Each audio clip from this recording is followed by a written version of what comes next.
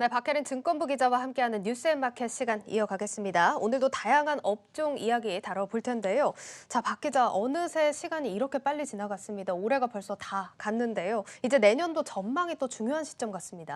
네, 맞습니다. 올해 코스피가 이미 많이 올라온 만큼 내년도 상승 여력이 돋보이는 업종에 관심을 가져야 할 시점인데요.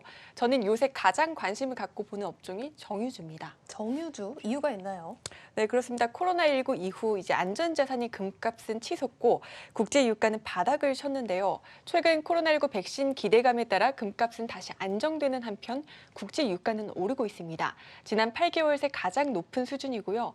경제 활동이 재개되면 수요가 다시 회복될 것이란 기대감과 맞물려서 이 미국의 원유 재고가 감소하자 유가가 상승하고 있는 겁니다. 따라서 증권업계에선 정유나 화학업종 등 경기에 민감하게 반응하는 업종이 경기 회복과 맞물려 증시를 실적 장세로 이끌 것이라고 내다보고 있습니다. 네, 최근 들어서 유가 긍정적인 흐름 계속해서 포착이 되고 있습니다. 저희가 통상 대표적인 정유주라고 하면 어떤 게 있는지 궁금합니다. 네, 일단 통상 유가가 오르면 기름을 정제해 얻을 수 있는 마진도 함께 상승하고 정유사의 수익에 긍정적인 영향을 줘서 정유주가 상승한다는 흐름 먼저 설명을 드리고요. 대표적인 정유주로는 S-오일과 SK이노베이션, GS 등이 있습니다. 이달 들어 원유 가격 회복과 함께 각각 약 27%, 42%, 8%가량 상승했습니다. 네, 생각보다 이달 들어서 굉장히 많이 오른 모습인데요. 정유주에 지금 관심을 두고 계시다라고 했는데 지금 정유주에 들어가도 괜찮을까요? 네, 우리가 지금 찾으려 하는 게 이제 이렇게 장이 좋은데 그동안 부진했던 종목, 그중에서도 내년도 유망 종목이잖아요. 코로나19로 우리 증시가 가장 많이 빠졌던 지난 3월 19일 이후 수익률 자료를 가져와 봤습니다. 네. 코스피 200 지수는 보시다시피 75%가 넘는 수익률을 기록하고 있죠. 한편 앞서 말씀드린 S-오일은 이에 절반 정도 수준인 약 40%에 그치고 있고요. GS의 경우에는 약 4%의 수익률을 보이고 있습니다. SK이노베이션의 경우는 조금 다르긴 합니다. SK이노베이션은 배터리 관련 친환경 부문이 주목을 받은 덕에 3배 가까이 올랐거든요. 다시 돌아와서 이제 전반적인 정유주의 앞으로의 실적도 밝게 점쳐지고 있는데요.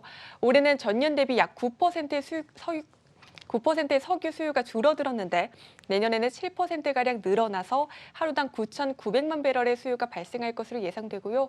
하나금융투자는 백신이 나오면 이동량 증가가 필연적이며 또 누적된 공급 과잉도 차례로 해소될 것이라고 말하기도 했습니다. 네, 일단 이 정유 업종 전반적으로 평가는 좀 긍정적으로 나오고 있는 듯합니다.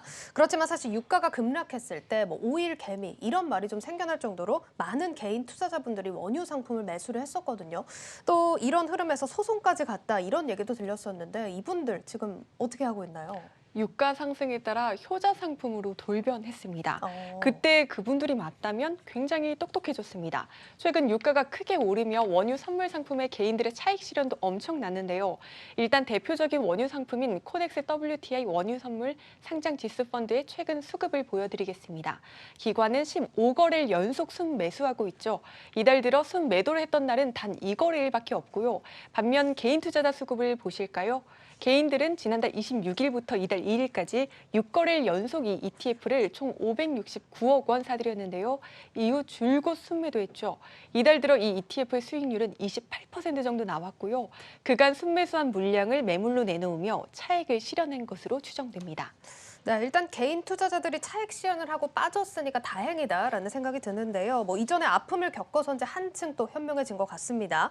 그렇지만 또 말씀해주신 자료를 통해서 보면 기관 매수세가 지금 쭉 들어오고 있는 상황인데 이 개인 투자자들이 다시 한번 또 매수를 하고 싶다 이런 마음도 가질 것 같은데 어떻습니까? 네, 맞습니다. 이제 저도 놀랐는데요. 올 초 원유 선물 상품 투자로 손해를 봤던 것을 떠올려 보면 이제 한층 성숙해진 것을 볼 수 있죠. 향후 전망에 대해 여쭤보셨는데 내년 유가는 완만한 상승 기조로 유지할 것으로 예상되지만 60달러, 즉 코로나19 이전 수준을 회복하기는 어렵다는 게 증권업계 중론입니다. 원유 과잉 공급이 지속될 수 있고 친환경 에너지로 업황의 패러다임이 변화하고 있기 때문입니다. 네, 일단 업황 자체는 지금 최악의 상황은 지나면서 긍정적인 평가들이 속속 나오고는 있지만 장기 전망은 좀 살피면서 투자를 하셔야겠습니다. 자, 그럼 이런 원유 흐름과 관련해서 특별히 주목해 봐야 할 만한 일정이 있다면 어떤 게 있을까요? 네, 원유 시장 참가자들은 이번 주 열릴 산유국 회동 등을 주시하고 있습니다. 오펙 플러스, 즉 석유 수출국 기구 및 러시아 등 이 산유국 모임은 오늘 30일부터 다음 달 1일까지 정례 회담을 열고 감산 정책을 결정할 예정인데요. 있는데요. 시장에선 오펙 플러스가 현행 수준의 감산 기간을 연장할 것으로 예상을 하고 있습니다. 감산 기간을 연장한다. 쉽게 좀 풀어서 말이 좀 설명을 어렵죠. 들어볼까요? 네, 오펙 플러스는 현재 하루 770만 배럴 감산해서 내년 1월부터 감산 규모를 200만 배럴 줄이기로 했지만 코로나19 재확산으로 인해 이를 연기한다는 겁니다. 수요와 공급 측면에서 쉽게 설명을 드리면요. 앞서 수요는 늘어날 것이라고 예상된다고 말씀드렸잖아요. 감산 규모를 줄인다는 건 다시 말해 지금보다 덜 줄여 공급한다. 즉 공급을 늘리겠다는 뜻이죠. 근데 이게 코로나19에 따른 불확실성으로 현재 감산 규모를 유지한다는 쪽으로 무게가 실리고 있는 거죠. 즉 공급이 현재보다 크게 늘어날 가능성은 없다는 겁니다. 수요는 늘고 공급은 현재 수준을 유지한다면 유가에는 긍정적이겠죠. 키움증권은 오펙 플러스의 감산 연장에 대한 기대가 유가의 하방 압력을 완화시켜줄 것이다라고 보기도 했습니다. 다만 아직 확정된 것은 아니며 최근 유가가 반등하면서 산유량을 늘려야 한다는 주장도 나오고 있기 때문에 이 회동에서 어떤 결정이 내려질지 주목할 필요가 있습니다. 네, 알겠습니다. 원유 투자 또 이번 주 일정까지 꼼꼼하게 챙기면서 투자를 해보셔야 할 것 같습니다.